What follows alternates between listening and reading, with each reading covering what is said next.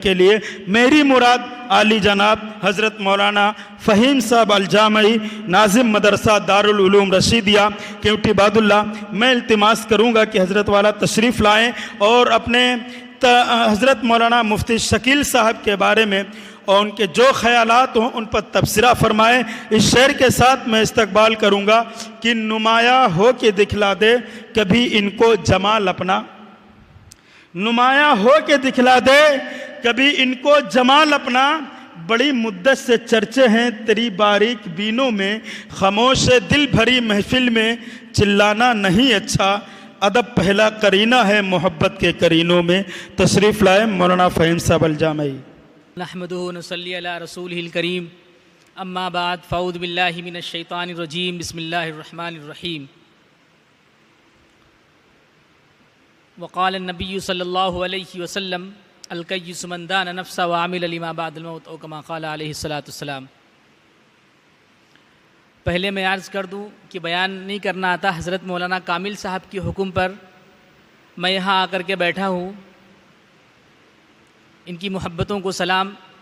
हज़रत ने हमें फ़ोन किया कि कल भी असल में एक प्रोग्राम था कारी इरशाद साहब के मदरसे में, इसमें खिदमत करते हैं ईदगाह के पास में, उसमें भी ताज़ी प्रोग्राम था। हज़रत मौलाना कामिल साहब और दीगर मौलाना इस्लामुल हक़ साहब भी तशरीफ़ लाए थे।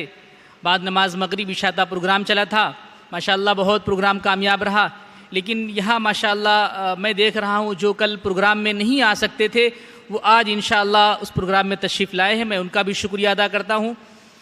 दूसरे मौके पे ये है कि हमारे हज़रत मौलाना साबिर साहब तशरीफ़ फरमा हैं और इन्हीं की सरपरस्ती में, इन्हीं की निगरानी में ये प्रोग्राम हो रहा है और इन्हीं की मेहनत का नतीजा है जो सामने नौनिहाल बच्चे जो हिफ्ज़ कुरान पढ़ते हैं, हिफ्ज़ कुरान करते हैं। बहुत से बच्चे इसमें हाफिज़ भी होंगे माशाअल्लाह। सब इन्हीं की बदौलत, इनकी मेहनत लगन कोशिश से बैठे हुए हैं। अल्लाह ताला इनको जज़ाए खैर अता फ़रमाए।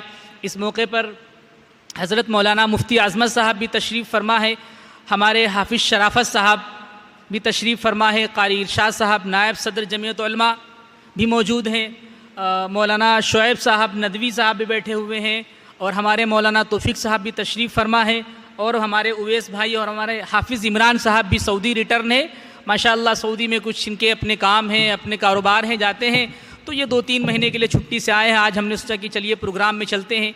जब यहाँ रहते थे तो मुस्तकिल एक प्रोग्राम करते थे सिधौली इलाके के अंदर, जितने भी इलाके थे माशाअल्लाह हर कहीं इनका दौरा रहता था। आज से तकरीबन 4 या 5 साल पहले की बात है। तो इनका ये पुराना काम है, इनके पुराने माशाअल्लाह इस प्रोग्राम के खिलाड़ी रहे हैं। अल्लाह ताला इनको जज़ाए खैर अता फ़रमाए। यहाँ तशरीफ़ लाए हैं।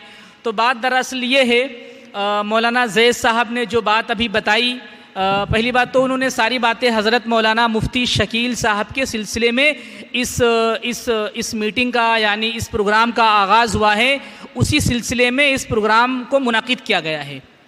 यानी हज़रत मौलाना मुफ्ती शकील रहमतुल्लाह अलैह ये बहुत बड़े आलिम थे। सीतापुर के अंदर एक बहुत सारे आलिम हैं, बहुत सारे मुफ्तियान कराम हैं, उसमें से सबसे बड़े आलिम जो मुफ्तियान थे वो हज़रत मौलाना मुफ्ती शकील साहब थे। चंद साल पहले हज़रत मौलाना मुफ्ती शकील साहब देवबंद के उस्ताद रहे हैं। उस वक़्त ज़माने के अंदर जिस वक़्त कारी तैयब साहब मौजूद थे, तो बड़े असातिज़ा में से एक देवबंद के अंदर रहे हैं माशाअल्लाह। और सीतापुर के अंदर उनका एक बड़ा नाम रहा है। उनकी खिदमत इतनी रही हैं कि अपने ज़िला सीतापुर से तंबोर से लेकर के बिस्मा कस्बा तहसील खैराबाद ले लीजिए, लहरपुर ले लीजिए, बिस्मा ले लीजिए, यानी पूरे ज़िला सीतापुर के अंदर हज़रत की हर खिदमत रही हैं। चाहे वो मदरसे लाइन से हो या मस्जिद की लाइन से हो या खानका लाइन से हो, जिस लाइन से भी रही हैं हज़रत की बड़ी खिदमत रही हैं। उसके अलावा हज़रत बाहर निकल करके कानपुर है, दीगर है, लखनऊ है और बड़ी बड़ी जगह हज़रत एक बड़े हज़रत आला मकाम पर थे। यहाँ तक कि उनकी जो लखनऊ के अंदर जो उनका आबाई मकान बना हुआ है, जो उनका मकान लखनऊ में बना हुआ है, उसके अंदर एक बहुत बड़ी लाइब्रेरी है।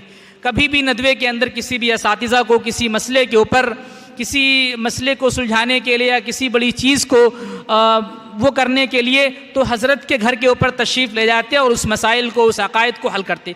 तो हज़रत की एक बड़ी खिदमत रही है। तो इसी तरीके से हज़रत मौलाना ज़ैद साहब ने इसके ऊपर काफ़ी तफसील से रोशनी डाली है। और भी हमारे जितने भी उलमा कराम, हज़रत मौलाना मुफ्ती अज़मत साहब भी तशरीफ़ फरमा है, हज़रत मौलाना मुफ्ती अशफाक़ सदर जमीयत उलमा भी तशरीफ़ फरमा है, वो भी इंशाअल्लाह तशरीफ़ ला चुके हैं। इसके ऊपर पूरे तरीके से रोशनी डालेंगे। तो बताने का मकसद ये है कि हमारा जब कोई बड़ा दुनिया से जाता है, बड़ा कोई दुनिया से रुखसत होता है, तो वाकई में उसका जो खला होता है, उसका जो अफसोस होता है, वो हमें बड़ा रंजीदा, बहुत अफसोस करता है, बड़ी मतलब बेचैनी होती है।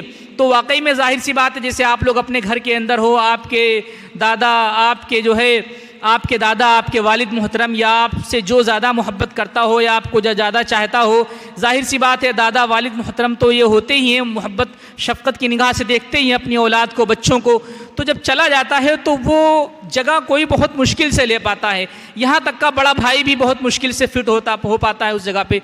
तो यकीनन इसी तरीके से हज़रत मौलाना मुफ्ती शकील साहब इस दुनिया से रुखसत हो गए हैं। तो इस जगह जो खाली हो गई है, हज़रत की जो फ़ज़ाइल हैं, हज़रत के जो जितने भी फ़ज़ाइल हैं, उनको बताना नामुमकिन है। बहुत सारे फ़ज़ाइल हज़रत के हैं, इस खला को पूरा करना नामुमकिन है। तो इसी बिना पर जो है हम सबको अफसोस होना चाहिए कि ऐसा कोई शख्स, ऐसा कोई आलिम, ऐसा कोई मुफ्ती हमें दे दे जो अल्लाह ताला उस खला को पुर कर सके, है नहीं। तो इंशाअल्लाह हम जो है अपने बुज़ुर्गों को, अपने अकाबिरीन को अपनी दुआओं में याद रखेंगे और उनको हर तरीके से याद करेंगे, है नहीं। ठीक, इंशाअल्लाह इसको याद करेंगे, उसके ऊपर अमल करेंगे और जो बातें हज़रत मौलाना ने बताई हैं उसके ऊपर भी अमल करेंगे ना इंशाअल्लाह अमल की उसके ऊपर। अल्लाह ताला अमल की तौफीक अता फरमाए। व आखिर दावाना अनिल हम्दुलिल्लाहि रब्बिल आलमीन।